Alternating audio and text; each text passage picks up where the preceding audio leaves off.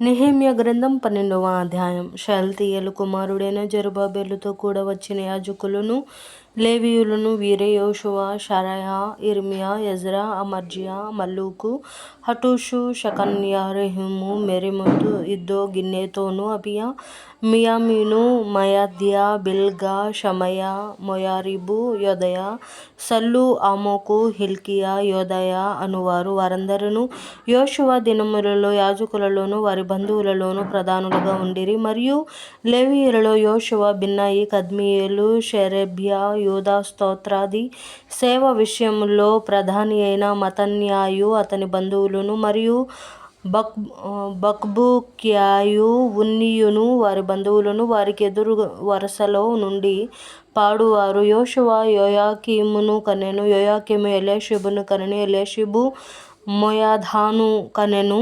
మోయాదా యోనాతానును కనెను. యోనాతాను యెద్దూవాను కనెను. యెహోయాకీము దినములలో పితరులలో ప్రధానులైన వారు యాజకులై ఉండిరి. వారెవరనగా: షరాయా ఇంటివారికి మెరాయా, ఇర్మీయా ఇంటివారికి హనన్యా, ఎజ్రా ఇంటివారికి మెషుల్లాము, అమర్జ్యా ఇంటివారికి యెహోహానాను, మెలీకు ఇంటివారికి యోనాతాను, షెబన్యా ఇంటివారికి యోసేపు, హారీము ఇంటివారికి అద్నా, మొరాయోతు ఇంటివారికి హెల్కాయి, ఇద్దో ఇంటివారికి జకర్యా, గిన్నెతోను ఇంటివారికి మెషుల్లాము, అబియా ఇంటివారికి జిక్రీ, మిన్యామీను ఇంటివారికి మోవద్యా ఇంటివారికి పిల్టాయి, బిల్గా ఇంటివారికి షమ్మూయా, షమయా ఇంటివారికి యెహోనాతాను, యోయారీబు ఇంటివారికి మత్తన్నై, యోదయా ఇంటివారికి ఉజ్జీ, సల్లాయి ఇంటివారికి కల్లాయి,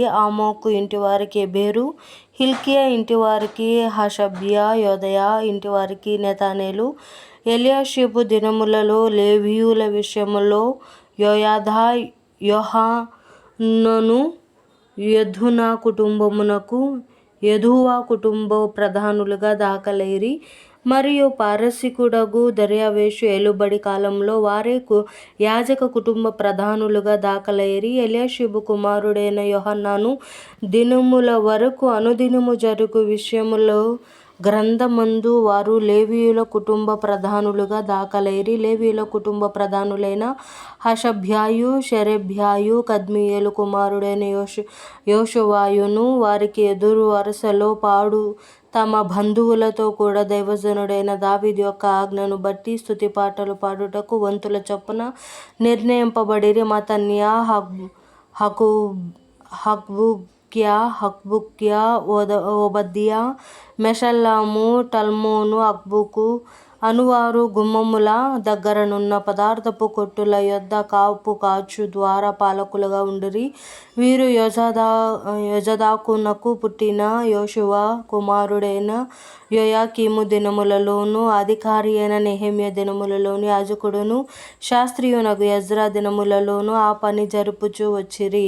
యెరూషలేము ప్రాకారమును ప్రతిష్ఠించు కాలములో వారు ఆ ప్రతిష్ఠ ఆచారమును స్తోత్ర గీతములతోనూ పాటలతోనూ స్వరమండల సితార చేయి తాళములతోనూ సంతోషముగా జరిగించున్నట్లు లేవీయులను తమ సకల స్థలములలో నుండి యెరూషలేమునకు రప్పించుటకు పూనుకొనిరి. అప్పుడు గాయకుల వంశస్థులు యెరూషలేము చుట్టూనున్న మైదాన భూమిలో నుండియు, నెటోపతియు యొక్క గ్రామములలో నుండియు కూడుకుని వచ్చిరి. మరియు గిల్గాలు యొక్క ఇంటిలో నుండియు, గెబా యొక్కయు, అజ్మయోతు యొక్కయు పొలముల నుండియు జనులు వచ్చిరి. అనగా యెరూషలేము చుట్టూను గాయకులు తమకు ఇళ్లను కట్టుకుని ఉండిరి. యాజకులను లేవీయులను తమను తాము పవిత్రపరచుకొనిన తరువాత జనులను, గుమ్మములను, ప్రాకారమును పవిత్రపరచిరి. అటు తర్వాత నేను యూదుల ప్రధానులను ప్రాకారము మీదకి తోడుకుని వచ్చి స్తోత్రగీతములు పాడు వారిని 2 గొప్ప సమూహములుగా ఏర్పరచి తిని. అందులో ఒక సమూహము కుడి ప్రక్కను పెంట గుమ్మము వైపున ప్రాకారము మీదను నడిచెను. వారి వెంబడి హోషాయాయును యూదుల ప్రధానుల్లో సగము మందియును వెళ్ళిరి. మరియు అజర్యాయు, ఎజ్రాయు, మెషుల్లామును, యోధాయు, బెన్యామీనును, షెమాయాయును, ఇర్మియాయు అనువారు పోయిరి. యాజకుల కుమారులలో కొందరు బాకాలు ఊదుచూ పోయిరి. వారెవరనగా ఆసాపు కుమారుడైన జక్కూరునకు పుట్టిన మికయా కనిన మత్తన్యాకు పుట్టిన షమయా, కుమారుడైన యోనాతానునకు పుట్టిన జకర్యాయు, అతని బంధువులకు షమయా, అజారేలు, మెలాలై, గిలాలై, మాయి, నెతనేలు, యోదా, హనాని అనువారు. వీరు దైవజనుడగు దావీదు యొక్క వాయిద్యములను వాయించుచూ పోయిరి. వారి ముందర శాస్త్రియగు యెజ్రెయేలు నడిచెను. వారికి ఎదురుగా ఉన్న ఊట గుమ్మము దగ్గర దావీదుపురము యొక్క మెట్ల మీద దావీదు నగరును దాని ప్రాకారము వెంబడి తూర్పు వైపు నీటి గుమ్మము వరకు పోయిరి. స్తోత్రగీతములు పాడు వారి రెండవ సమూహము వారికి ఎదురుగా నడిచెను. వారి వెంబడి నేనును వెళ్ళితిని. ప్రాకారము మీదనున్న సగము మంది కొలుముల గోపురము అవతల నుండి వెడల్పు ప్రాకారము వరకు వెళ్ళిరి. మరియు వారు ఎఫ్రాయిము గుమ్మము అవతల నుండియు, పాత గుమ్మము అవతల నుండియు, మధ్యపు గుమ్మము అవతల నుండియు, హనాన్యేలు గోపురము నుండియు, మేయా గోపురము నుండియు, గొర్రెల గుమ్మము వరకు వెళ్ళి బంది గృహపు గుమ్మములో నిలిచిరి. ఆ ప్రకారమే దేవుని మందిరములో స్తోత్రగీతములు పాడు వారు రెండు సమూహములను నేనును నాతో కూడా ఉన్న అధికారులలో సగం మందియు నిలిచియుంటిమి. యాజకులగు ఎల్యాకీము, మయషేయ, మియామీను, మికయా, ఎల్యోయనై, జకర్యా, హనన్యా బాకాలు పట్టుకొనిరి.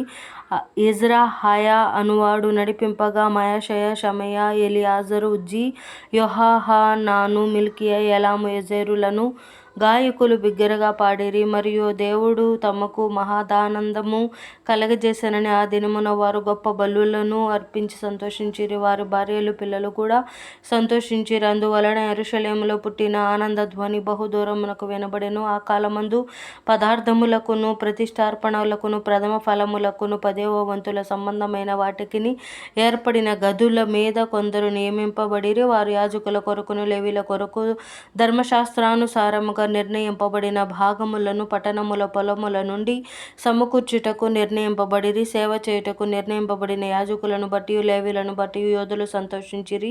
మరియు గాయకులను, ద్వారపాలకులను దావీదును అతని కుమారుడైన సొలొమోను ఆజ్ఞాపించినట్లు దేవుని గూర్చిన పనులను, తమ శుద్ధిని గూర్చిన పనులను నెరవేర్చుచూ వచ్చిరి. పూర్వమందు దావీదు దినములలో గాయకుల విషయములోను, స్తోత్రగీతముల విషయములలోను, పాటల విషయములలోను ఆసాపు ప్రధానుడు, జెరుబ్బాబెలు దినములలో నేమి, నెహెమీయ దినములలో నేమి, ఇశ్రాయేలీయులందరును వారి వంతుల చొప్పున గాయకులను, ద్వారపాలకులను, భోజన పదార్థములను అనుదినము ఇచ్చుచూ వచ్చిరి.